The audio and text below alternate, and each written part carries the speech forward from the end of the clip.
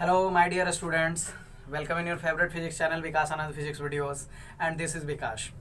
तो आज के वीडियो में हम आपके लिए लेकर आ रहे हैं बेहद खास टॉपिक क्लास 10th का है, जो हर बार से इम्पोर्टेंट रहा है। मतलब बोर्ड एग्जामिनेशन के पॉइंट ऑफ व्यू से और कंपटीशन के भी पॉइंट ऑफ व्यू से बहुत इंपॉर्टेंट रहा है और बेहद महत्वपूर्ण रहा है। तो आज के टॉपिक में हम लोग डिस्कस करने जा रहे हैं magnetic effect of electric current के बारे में। इससे पहले के भी वीडियो में मैंने मैग्नेट के बारे में आपको बताया है, टाइप्स ऑफ मैग्नेट पर चर्चा की है, मैग्नेटिक फील्ड पर चर्चा हुआ है, मैग्नेटिक फ्लक्स इत्यादि बहुत सारे टॉपिक्स पर हमने चर्चा की है। तो अब हम लोग शुरू करने जा रहे हैं जो हमारा इंपॉर्टेंट टॉपिक है एक्चुअली में, जो क्लास 10th में पढ़ना है, वो है magnetic effect of electric current. तो आज के वीडियो में हम लोग जानेंगे कि आखिर इलेक्ट्रिक करंट से कैसे मैग्नेटिक फील्ड जनरेट होता है, और फिर बहुत सारी बातें इसमें भी हम लोग चर्चा करने जा रहे हैं। जैसे right hand grip thumb rule के बारे में भी चर्चा करना है, left hand right hand rule जो फ्लेमिंग्स का है उस पर भी हम लोग चर्चा करेंगे। बाद में फिर एसी डीसी मोटर पर भी हम लोगों को चर्चा करना है, जनरेटर और मोटर दोनों के कॉन्सेप्ट्स को समझना है। तो इत्यादि तमाम चीज़ों पर हम लोग डिस्कस करने जा रहे हैं। तो शुरुआत करते हैं, magnetic effect of electric current क्या है और यह कैसे काम करता है, इसको हम लोग के आज के वीडियो में हम एक बेसिक सा इंट्रोडक्शन आपको दे रहे हैं magnetic effect of electric current के बारे में। इससे पहले हम लोग अब जिस समय इफेक्ट्स ऑफ करंट की चर्चा हुई थी, जिस समय मैंने ये वीडियो शुरू किया था इस पे बनाना, तो उसमें मैंने आपको 5 इफेक्ट्स के बारे में बताया था कि इलेक्ट्रिक करंट जब किसी सॉलिड, लिक्विड या गैसियस मीडियम से होकर क्रॉस करती है तो वो कुछ ना कुछ अपना इफेक्ट और प्रभाव छोड़ती है। तो मैंने बताया था कि यदि लिक्विड में जाता है तो ज़्यादातर केमिकल इफेक्ट देखने को मिलता है, सॉलिड में यदि जाता है तो मैग्नेटिक इफेक्ट और हीटिंग इफेक्ट देखने को मिलता है, और यदि गैसियस मीडियम में क्रॉस करता है तो रे और आयोनाइजेशन इफेक्ट देखने को मिलता है। तो उन सारे तमाम चीज़ों पर चर्चा हम कर चुके हैं। जिस पर चर्चा नहीं हुई है बाद में आपको वीडियो अपलोड कर दिया जाएगा, आप वहाँ से देख सकते हो। लेकिन आज के वीडियो में हम लोग magnetic effect of electric current पर चर्चा करने जा रहे हैं। चलिए आइए देखते हैं। लेकिन इससे पहले मैं आपको एक छोटी सी कहानी बताते हैं, है ना। ऐसे आपने ऑर्स्टेड का नाम सुना होगा। ऑर्स्टेड साइंटिस्ट थे। ऑर्स्टेड एक साइंटिस्ट थे। तो एक्चुअली क्या हुआ कि ऑर्स्टेड अपने साइंस के लैब में कुछ ना कुछ एक्सपेरिमेंट कर रहे थे। वो एक्सपेरिमेंट ऑर्स्टेड साहब का ये था कि जब वो एक्सपेरिमेंट कर रहे थे तो उनके टेबल पे कंपास वगैरह रखा हुआ था, बहुत सारे मैग्नेट्स थे, इलेक्ट्रिकल वायर्स वगैरह भी रखा हुआ था, और वो कुछ ना कुछ अपना एक्सपेरिमेंट में लगे हुए थे। अचानक उन्होंने देखा कि जो इलेक्ट्रिक करंट से एक वायर जिसमें इलेक्ट्रिक करंट फ्लो कर रही थी, वो वायर अचानक कंपास से टकरा जाती है, यानी कंपास को छू कर निकलती है। जब वो वायर कंपास को छू कर निकलती है तो वो देखते हैं कि जो कंपास है उस कंपास में एक डिफ्लेक्शन हो रहा है, मतलब उसकी सुई जो है हिल गई। क्योंकि आप जानते हैं कि जो कंपास होता है, जो हमारा दिशा सूचक यंत्र है, उसकी सुई जो होती है वो मैग्नेटिक सुई होती है, ताकि उसमें नॉर्थ पोल और साउथ पोल होता है, जिससे हम नॉर्थ और साउथ डायरेक्शन को पता करते हैं। इवन उसके बाद ईस्ट और वेस्ट भी पता चल जाता है। तो ये जो है कंपास से होकर जब वो क्रॉस किया आपका वायर जिससे करंट फ्लो कर रही थी, यानी करंट कैरिंग वायर भी उसको हम लोग कह सकते हैं, तो उन्होंने देखा कि एक डिफ्लेक्शन हुई सुई में। उन्होंने देखा होगा कि चूंकि मैग्नेटिक जो सुई निडल होती है बहुत फ्री होता है, बहुत फ्रीली मूव करता है, तो ऐसे भी हिल गया होगा। लेकिन उनके मन में ऐसा क्या आया कि उन्होंने देखा कि उस वायर को एक बार और उसके आसपास से जब उन्होंने ले जाने का प्रयास किया, जब उस वायर को उसके पास से वो ले गए बार बार दूसरे तीसरे दिशा में, करंट को बंद करके फिर करंट को चालू करके, तो उन्होंने देखा कि आखिर सुई में डिफ्लेक्शन हो रहा है जब जब उस वायर से करंट बह रही है। तो इससे एक बात स्पष्ट हो जाता है कि इलेक्ट्रिक करंट और मैग्नेट का कहीं ना कहीं तालमेल है, और इस बात को सर्वप्रथम ऑर्स्टेड साहब ने ही बताया था। ऑर्स्टेड ने ही बताया कि आखिर इलेक्ट्रिक और मैग्नेट के बीच कोई ना कोई रिलेशनशिप है। हाँ, ऑर्स्टेड साहब बहुत ज़्यादा इलेक्ट्रिक और मैग्नेट के बारे में नहीं बता सके। उसके बाद निकोला टेस्ला या फिर माइकल फैराडे या फिर लेंस लॉ वगैरह आता है, जिन्होंने फिर ये बताया कि उसके बीच के क्या रिलेशनशिप है, लेकिन शुरुआत ऑर्स्टेड साहब ने ही की थी। तो चलिए इस पर जानते हैं। ये तो मैंने बैक हिस्ट्री, एक छोटी सी कहानी आपको बताई। तो magnetic effect of electric current क्या है, यह कैसे जनरेट होता है, इत्यादि तमाम चीज़ों पर हम लोग आज डिस्कस करने जा रहे हैं।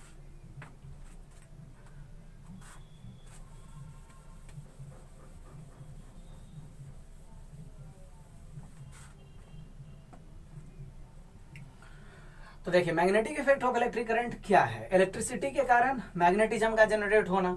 जैसे कहता है कि सपोज करते हैं एक वायर है, इससे जब आप करंट ले जा रहे हो, सपोज करते हुआ कि आई करंट इससे फ्लो कर रहा है, जब इससे आई करंट फ्लो करेगी तो क्या होगा, इसके चारों तरफ एक मैग्नेटिक फील्ड पैदा होगा। यानी एक वायर जो है ये एक चुंबक की तरह व्यवहार करना शुरू कर देता है।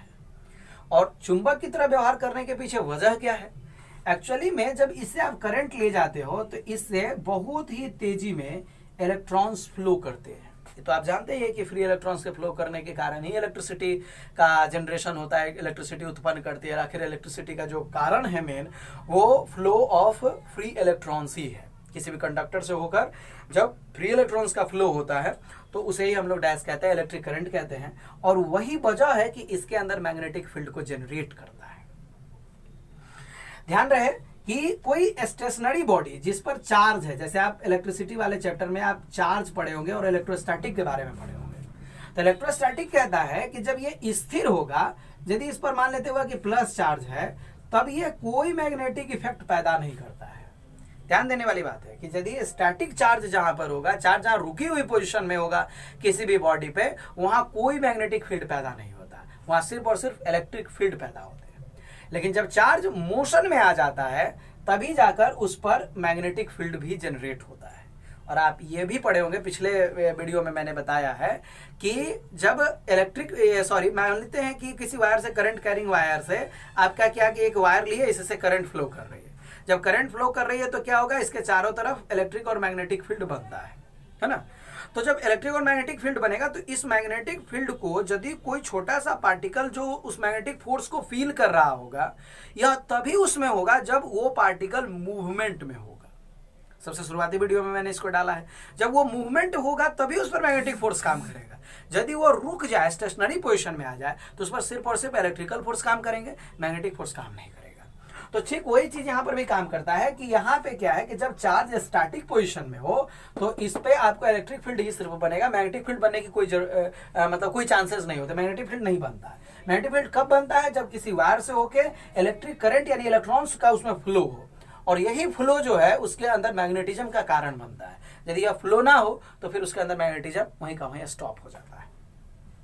तो magnetic effect of electric current यही कहता है कि जब हम एक वायर से, किसी भी कंडक्टर वायर ही, कई कंडक्टर वायर यदि नहीं होगा तो करंट को ले जाना पॉसिबल नहीं है।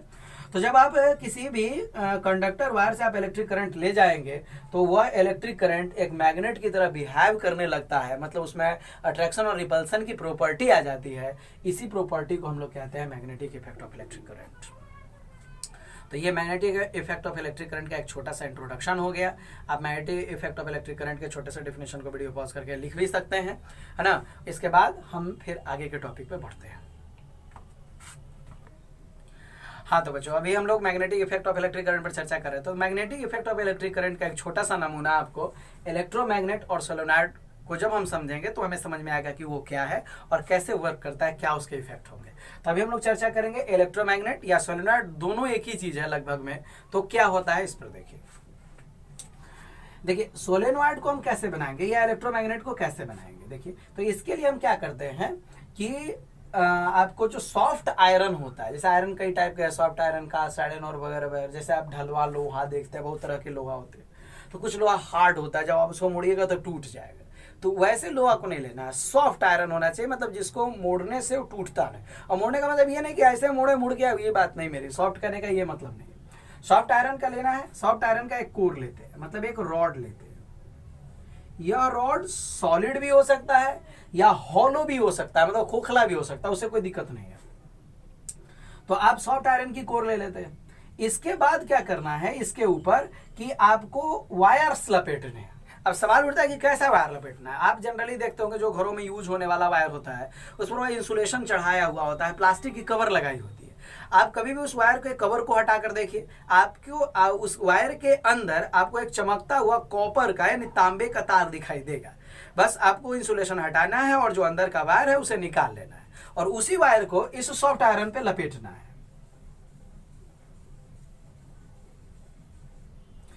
इस वायर पर हमने लपेट दिया।